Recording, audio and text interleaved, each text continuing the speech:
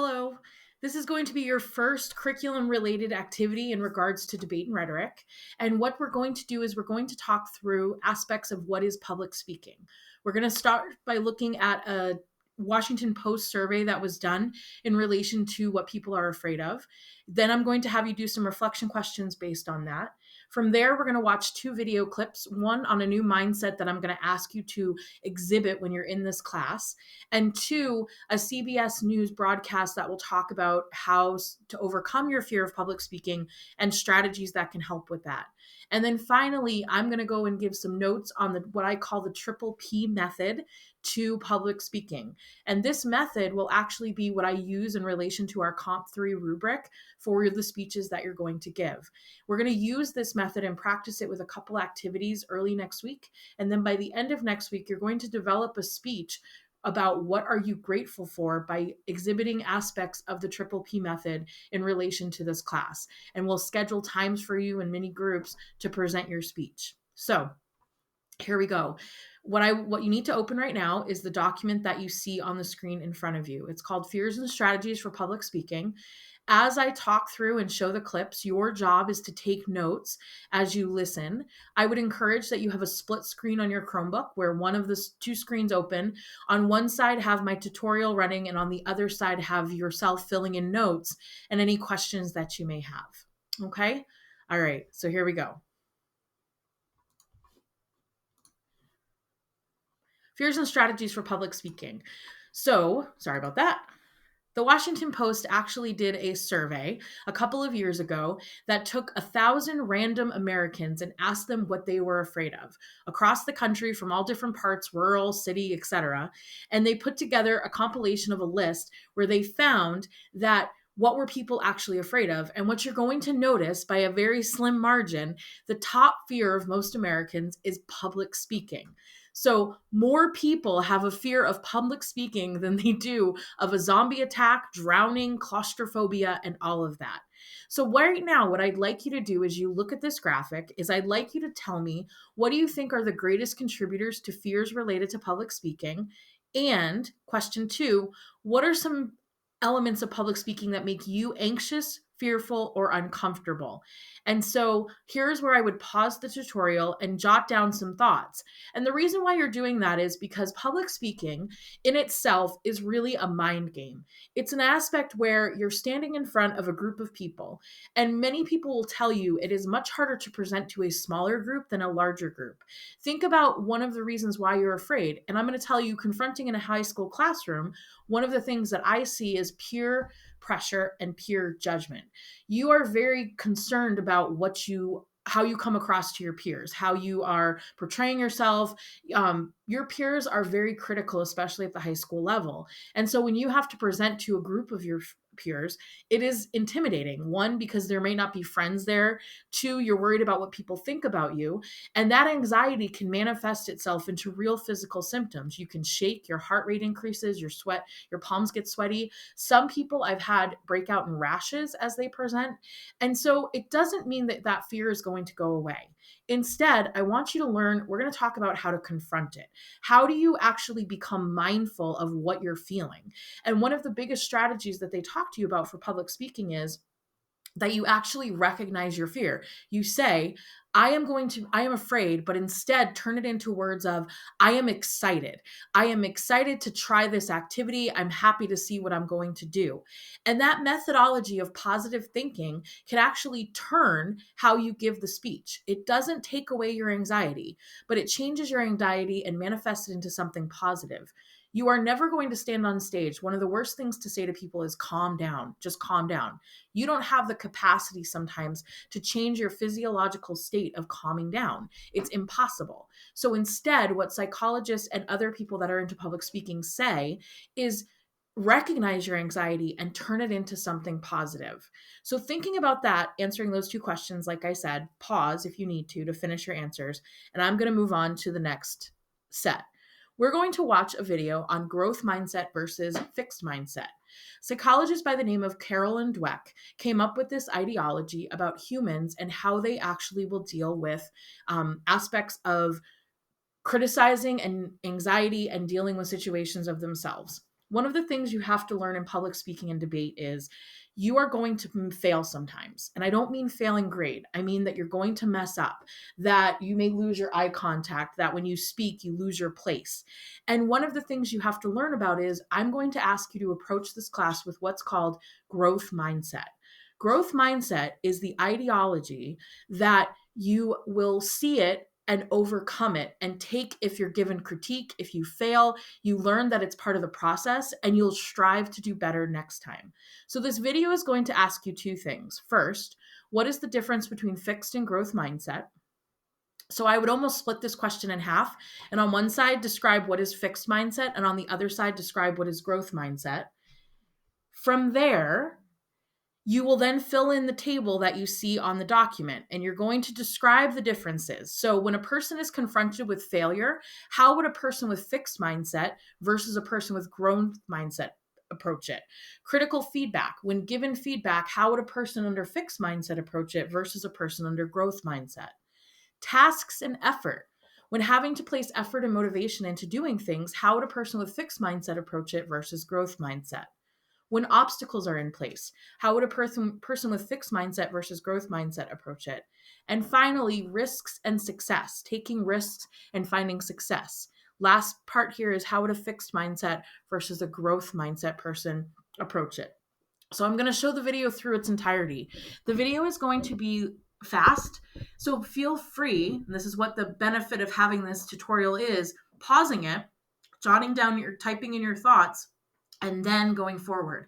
And as a reminder, as part of one of your first formative grades, I am going to look over the notes that you take because these notes are going to be applicable to stuff that we're going to do next week in the course. All right, I'm going to show the video. It may have a little echo to it, but that's okay. Just try to overcome that and fill in your notes as you watch. Good luck.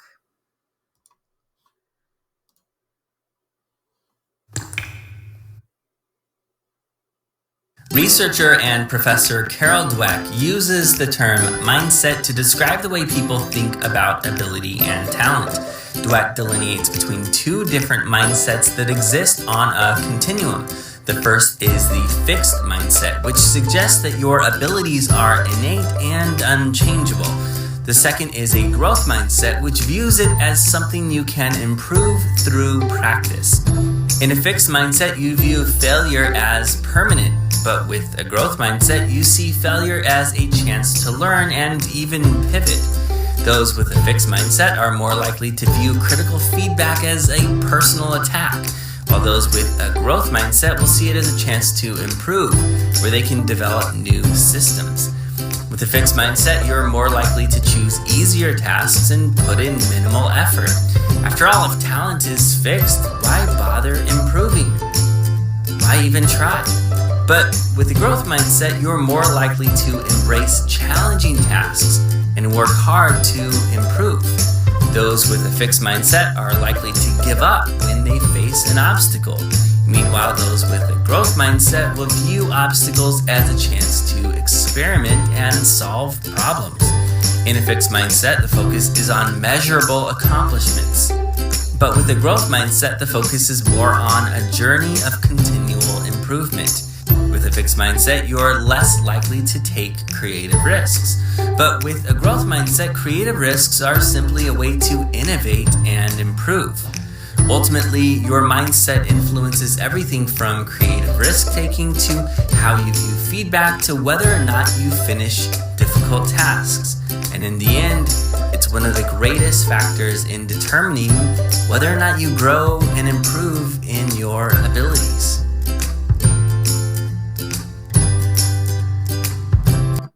Okay, so before we go on to the CBS News clip, I want you to actually take a look at the list that you just completed, and I want you to put a check mark next to where you think you fall right now in each of the categories, fixed versus growth mindset. And I don't mean check mark. Why don't you highlight it for me instead? So when it comes to failure, critical feedback, tasks and efforts, obstacles, and risks and success, I'd like you to highlight each of the boxes that you think you fall under more for either fixed or growth mindset. And once you've done that, so I would pause to do that, it doesn't mean that this is permanent. Some of you come from a very negative perspective when it comes to growth. Some of you are struggling right now, let's be honest, with the anxiety and stress of what's going on in the world. Some of you are dealing with end of the school year shifts, senioritis, the unknown questions, but all of that is approachable in this class. When you're working on the public aspect and public speaking and communication aspect, when you go into situations where you have to deal with those stressors, the approach doesn't mean that you can't be afraid, that you can't feel that aspect of anxiety. What growth mindset pushes is the ideology and understanding that you're mindful of the experience and you're open to growth, that you understand that things will be hard, but you're going to work to change the mindset so that you can actually approach things with the understanding that if I fail, I'm going to push forward. When I receive feedback, I'm going to read it and take it in and improve the next time. So one of the things we're going to work on in this class is the development of goals, where you're going to create goals for yourself after each speech that you give of what do you need to improve on based on suggestions. So when we do our small group video conferencing, not only will a person be presenting, but I told you this with the expectation video, part of public speaking is being an active listener. Most of you, the minute a teacher's voice starts up, let's be honest, it probably is happening right now, you immediately tune out. And that's a skill that you start to need to shift as you become older and go into experiences outside of high school. You should really start in high school, but I know the beast that I'm confronting. When you talk to somebody, one of the things that we tend to do as people is we tune out and we take away the value of what that person has to say. Now, this isn't just for professional. This is also for personal aspects as well. If you tune into somebody, you can actually, one of the strategies they talk about is eye contact, nodding, and then questioning or saying something back that the person said to you. If they're telling you a story, you can say, oh, so she did that. And it reaffirms to the person that you're actively listening to what they have to say. So when we listen to our classmates' mini speeches that they give, you're going to give critical feedback based on a parameter that I give you. I will provide you with the checklist of things that you can give feedback on, and your classmates will then take notes on that, and they will determine how they're going to improve the next time they speak. You're not going to take it as a criticism of constructive idea that you're doing something wrong. You're going to take it as a suggestion, both positive and constructive, to improve the next time. One of the things we do as teachers that I'm even critical of myself about is I give constructive feedback, and sometimes I forget to give positive feedback. And so one of the goals I'm going to work on myself is I'm going to give you positive feedback. And when you write your goals, you're going to write goals that look at both the constructive and the positive. Because if you can't recreate a positive thing, it means you're not mastering that skill. And that's what competencies are actually about, is the idea that you show mastery over and over again. It's not just a one-time fluke. And so part of your goal setting when you get to your second speech will be, you're going to set a goal, both positive, like what am I going to continue to do well, and a constructive, what do I need to work on to improve? Okay, for the next clip, we're going to watch a CBS News clip. And what this is going to be, it's from a book. And I want you to just jot down, bullet, and they're going to go quickly. So pause as you need to. And once again, I apologize if there's a slight echo. What are some of the strategies that will help you better prepare for public speaking? And so as you watch this clip, I'd like you to answer that question with bullets. And these are suggestions that you're going to confront when it comes to the aspect of feeling afraid and anxiety when it comes to it. What are things you can do to help better your mind? All right, here we go.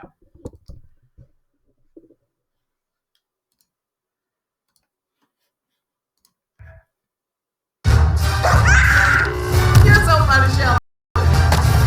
A study that said speaking in front of a crowd is considered the #1 fear of the average person. I found that amazing. Number 2 was death. Death is number 2? This means to the average person, if you have to be at a funeral, you would rather be in the casket than doing the eulogy. I love that. Great. Great. Like Jerry Seinfeld said, a majority of people are terrified of public speaking, but it's one of those essential skills you need throughout life. But it doesn't always have to be scary, and Jennifer Wallace has a bunch of great tips in her new article for Glamour magazine. Jennifer joins us on set. This is so interesting. You write about this small pilot study at Harvard that showed people would rather endure pain than give a speech. Yes, so the researchers were looking at what would we prefer, physical pain or the pain of having to perform in front of an audience. And so they surveyed a really small group of people, and they said, would you rather give a 5-minute speech or have 5 minutes of electrical shocks going through your forearm. Oh my goodness. And they chose the shock. You have a lot of good tips in your article about overcoming the fear, and one that I think is really helpful and interesting is that you suggest interacting with the audience before you give the speech. How does that help? Right, so if you think about your speech as a conversation instead of a lecture, you'll be freer and you'll use your normal voice. So if you're giving a small presentation or a pitch meeting, try to get there early and greet people at the door, start the conversation going, and just continue the conversation as you begin your presentation. And you'll use your same tone. You'll be more like yourself, which is really key to any successful presentation. You also say there is an upside to feeling anxious? Yes.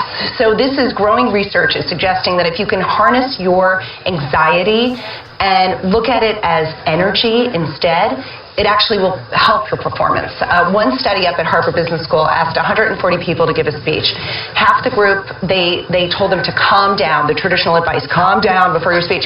The other half, they said, think of it as excitement. Your sweaty palms, your racing heart, that's being excited about this. And it sort of put them in a growth mindset, and they performed better, according to the judges.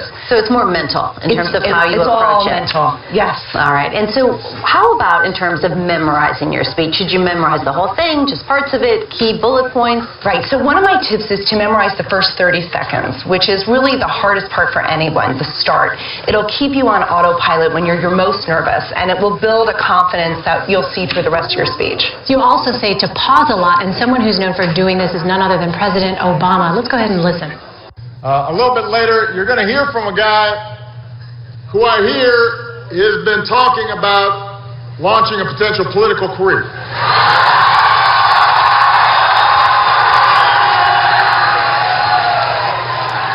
You may have heard about this. Kanye is thinking about running for Speaker of the House. All right, there he was clearly pausing for the audience applause lines and all of that. But why is that such an important part, you think, of giving a speech? Right. Obama is the master pauser, and so it does a couple of things. One, it helps your audience process what you're saying, so they'll be more responsive, and then you'll be more responsive to them. But it also exudes authority and confidence. Your audience should be listening to you. It says, pay attention to me. And it helps to give you confidence even if you're not feeling it exactly in the moment. Okay, excellent tips. Jennifer Wallace for Glamour Magazine. Thank you so much. Okay, so as you've watched both of those clips, what I'd like you to think about is, for the conclusion, is why do you think public speaking mentioned in both Growth Mindset video and the news clip are so important when we're thinking about debate? And I haven't set the stage for debate at all. I haven't really discussed with you aspects of what makes up a debate. But when you're talking about debate, I want to remind you, debate is not argument. And so when students tell me that they're excited to take debate, they always say, I always win arguments. Arguments are an irrational way of trying to solve a problem. It's where you literally yell at each other and you yell a bunch of stuff that doesn't have any validity to it. It's usually emotionally charged. It has a lot of like personal thoughts behind it, and it doesn't really have an emphasis on factual information. A debate is what's called a conversation, a controversial conversation. And there is a side, when you put an aspect of competition to it, in a debate, there is always a winner.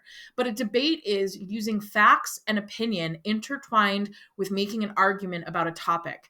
In a debate, you should be able to take either side regardless of what your side is. And one of the things that I get frustrated with as a debate teacher is I often hear students say, I don't care about this topic. That's not what I care about. And the idea of a debate is it doesn't matter if you care about the topic or not. The idea is you're learning how to communicate using logic instead of irrational behavior. So thinking about that, how do you think some of these public speaking strategies that were mentioned in both Growth Mindset as well as the CBS News clip, why are they so important to the debate process? And for this conclusion answer, I would like you to develop fully fleshed out thoughts. I'd like a few sentences that will start with, from the Growth Mindset video when it mentioned this, it's important to debate because, and then make another sentence that says, when we watch the news clip from CBS, it mentioned this, and I think in debate, this would be positive, this would be important because. And this will serve as a Comp 1 mini check to make sure you're connecting with what the videos talked about. So pause the tutorial here and go ahead and complete that task.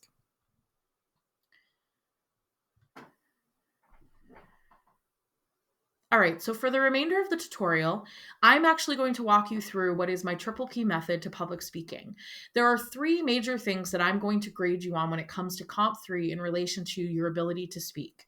And they are essential not only in public speaking, but also in debate as well. Everything that I talk about here, we will take this to the next level when we start talking about how to debate in the weeks to come.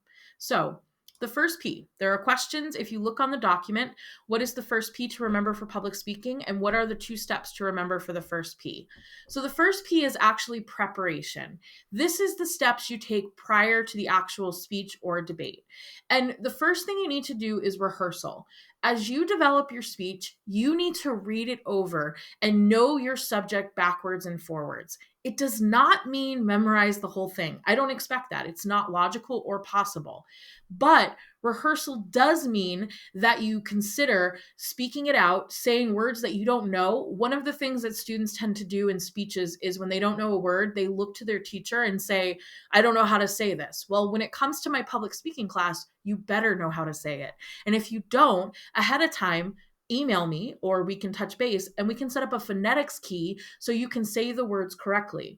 The other thing when it comes to speaking is we think that we have to talk down to our audience in a way, that we have to somehow sound super intellectual with really large words in order to get our points across. I'm not saying you can't use vocabulary where it's appropriate, but be mindful that this is not an academic paper that you're writing for a published academic journal. This is speaking to a crowd about a topic. Even the most rehearsed and versed professors that if you decide to go on to college, you're going to find that a majority of the time, if they're talking to you in a language that is cryptic with a lot of vocabulary terms, you're probably not engaged in learning. It doesn't up your intelligence to talk to your audience to make them think that you are super intellectual. It actually can make your audience feel uncomfortable. I'm not saying dumb down your speech, but I'm saying make sure you create a speech with your preparation that considers your audience that you're speaking to. The other step is know exactly how you're going to present your material. This is where you need to think about pausing with purpose, it's called. Punctuation on your paper is there for a reason. So in the CBS News clip, it talked about pausing. It talked about former President Obama and his aspect of speaking. Pausing with purpose is such an essential skill, and one that I will very openly say many struggle with. I talk naturally fast. And so when I speak in classes, I speak in a tone that I think sounds very slow inside my head, and I still know that it is very fast because I have a lot on my mind that I want to get out and not forget before I say it. The difference between talking on the fly and giving a public speech, though, is the ability to pause at your punctuation. I will actually suggest to you for your first speech, after every period that you put in, exclamation point, question mark, put the word pause. It doesn't mean to pause for a ridiculous amount of time, but it means to take a moment and allow your audience to absorb what you have to say.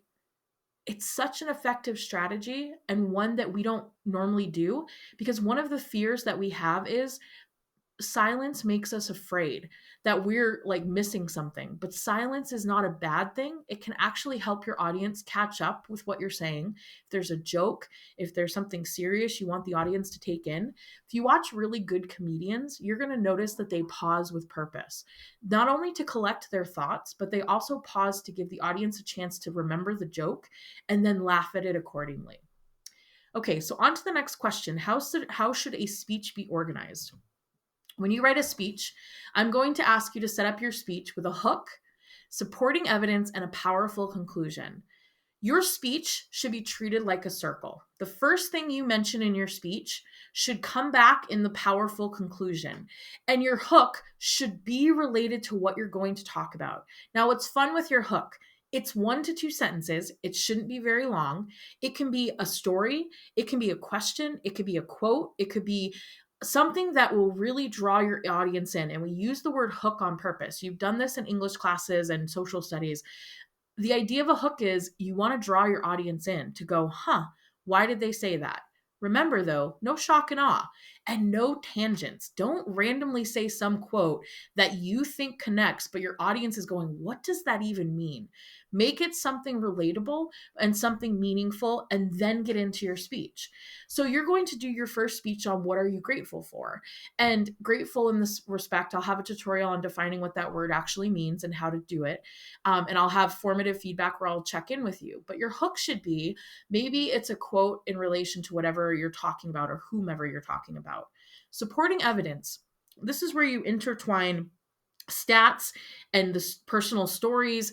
You know, when you write your I am grateful speech, you're going to talk about experiences. If you talk about a person, you're going to mention little tidbits of a story that will show why you're grateful to them. And I'll explain more as we get closer to that. But your supporting evidence is really the meat of the whole speech. This is the part of the speech that you want to keep it succinct and to the point, and you really want to engage your audience in what it is you're talking about so they can connect it back to your hook. Your powerful conclusion, once again, should be short and to the point, but it should come full circle.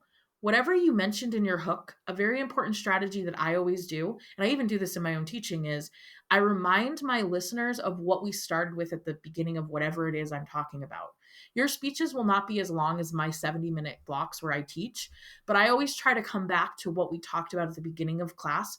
And then I draw that full circle idea of this is where I started and here's where I'm ending. And you could almost say, like, in the quote at the beginning, like, don't be afraid to narrate a little bit to remind your listeners of the hook that you talked about. The goal of this is there should be a through thread, almost like sewing a piece of fabric that takes us from one point to another and then brings us to full closure. The worst thing to do with a speech is end with supporting evidence. You need to make your listener understand that the speech is over. So a conclusion is the most valuable thing you can do, because the audience can take a breath and know that they've now come to the end of whatever it is someone is talking about. All right. So that's the first P: preparation, rehearsal, and how your speech should be organized. You need to rehearse. I am very well versed in public speaking and debate. I know the difference between someone who's winging it and someone who is not prepared. Please be mindful of that as we move forward. Okay, so what is our second P of the triple P method? Is posture and physicality. So what this means is there's 5 main things that I'm going to look at. So under the question, what are some things to remember with this step? I did not put word for word everything I'm saying on here, so you can jot down extra notes if you need to. But the first is maintaining eye contact. You need to find points in the room where you're going to make eye contact. There are 2 things that people do when they speak. 1, they turn their back to the audience to face the board because the board does not judge them. The wall behind them does not. The other thing they do is they stare at their cards the whole time, if they have it, or a document in front of them that they have their speech on. Your job is you need to make eye contact with 3 points in the room as much as you can. I always say, try to find people that you feel comfortable with. Let's be honest, normally it's a teacher or an adult. There might be a friend in the class that you can make eye contact with. And that person really should be the person not laughing or trying to make it a joke, but someone that you can look to show your audience that you're listening. The way to engage an audience in active listening is making eye contact. Inflection of speech matters. Inflection means you recognize what the speech is about. So if I am grateful, you're probably not going to have a ton of humor in that speech. Your tone should be one instead, I am grateful for my grandmother because, and you find to change the tone of your voice to fit what it is you're talking about. Right now, I'm giving instruction. So my tone is very much a teacher inflection of my speech. I'm not making a ton of jokes. I'm not giggling uncomfortably. I'm not talking very angrily. You know, I don't sound really sad when I'm speaking. So inflection of what you're doing and the time that you're doing it is important. So inflection, volume. Some of you talk quiet and some of you talk loud. You need to find the volume of your voice that is conversational in tone. The best method, and this was mentioned in the video, the way to talk to an audience is to actually have a conversation with them. Talk to them as you would with your friends at lunch in a way that is a little more professional, because let's be honest, when you talk to your friends, you're probably not super professional, but the way that you talk to them and having a conversation, you naturally change your cadence and inflection when you talk to someone one-on-one without even realizing it. What changes is when you stand in front of a group or when you present to a group, you think that you have to put on this super serious demeanor, and it actually changes your volume to weird, uncomfortable places. So you want to talk about inflection and volume kind of go together. And if you can make it conversational, then it will make sense. Pacing of speech. You need to find a natural pacing that has pauses that are a little more deliberate than when you speak in person to person one-on-one. And I told you pacing is one of my areas of improvement that I've worked very hard over the years to improve upon, and I still need to have work to go. But pacing is important, that you don't talk too slow and you don't talk too fast. And that's why putting in the word pause, give yourself stage cues in your speeches. This is not an essay. So you can put in stage cues of pause here, wait, that is okay because it'll make your speech better. Finally, gestures with purpose. We're going to be using video conferencing to speak. So gestures, I'm not as concerned about, but these are more of erratic hand movements. If you talk with your hands, having your body open to the audience, which is posture and physicality, a comfortable frame, a comfortable form. You want to relax your posture, but you're not lazy. Your back should be a little straighter. You should be facing your audience, but you also want to bend your knees a little bit, have your legs apart when you talk. You want to almost have an open diaphragm because it actually allows you to have more comfortability when you speak. So gesturing with purpose and posture kind of go together in that regards. All right, so that's the second P and the things to remember. Our last one is pander. Now, pander is in itself, I have 4 suggestions to help with this third P. First, don't be too serious. In respect to what the speech is about, unless the speech is forcing you to be serious in tone. Use humor when appropriate. If you are not naturally a person who can make jokes easily, then don't do it. Don't use humor that you think is going to make people laugh, and then it makes actually awkwardness happen. It's really awful when someone makes a joke and we're kind of like, we don't know if we should laugh or not. Use humor if it's appropriate to your personality, but don't feel like you have to be funny if that's not who you are naturally. Don't target people or mock them. So pandering means that you're trying to engage your audience. One of the things people try to do is they think that by targeting a friend or making light of someone and being like, well, so-and-so did it, and then making them the mockery of a joke will actually make the speech funnier. It doesn't. It actually makes it uncomfortable. And why people often laugh. You're not a stand-up comedian. And sometimes stand-up comedians will take their audience members and make them a part of the joke. That's not the idea of it. The idea of public speaking is that you want to talk to your audience. Don't be afraid if the joke is going to make that person feel better, or it's going to be like a group. Like, for instance, if there's an awkward silence and you're like, well, I guess my joke didn't land. Like, don't be afraid to have stuff like that, but don't target people because you think it's going to make others laugh. It probably will, but you're actually bullying and being cruel. So therefore, you're not public speaking. You're actually turning it into a mockery. Use a tool. I always say note cards, a piece of paper, is the idea that you're trying to make eye contact, but it's not for you to stare at the whole time. And this is where preparation really comes into play. A person who's pandering to the audience, if they're talking to their cards or their paper, your audience is lost after the first 5 seconds. And people will still tune into what you have to say because they're being forced to by their wonderful public speaking teacher. But if you were speaking to a natural crowd and you were using a tool and you were just staring at it the whole time, you're not engaged in the conversation, and people don't, you don't have the know how to memorize some of it or be able to talk to the crowd, you're going to lose them with what you're working on. And I already said this in the last one, but pandering also falls under here as well. Be conversational in tone. If you can talk to your audience as if you're talking to a friend or a family member, but in a professional tone, you're more likely to engage the audience into what you have to say than if you talk to them in a very monotone way, like a robot.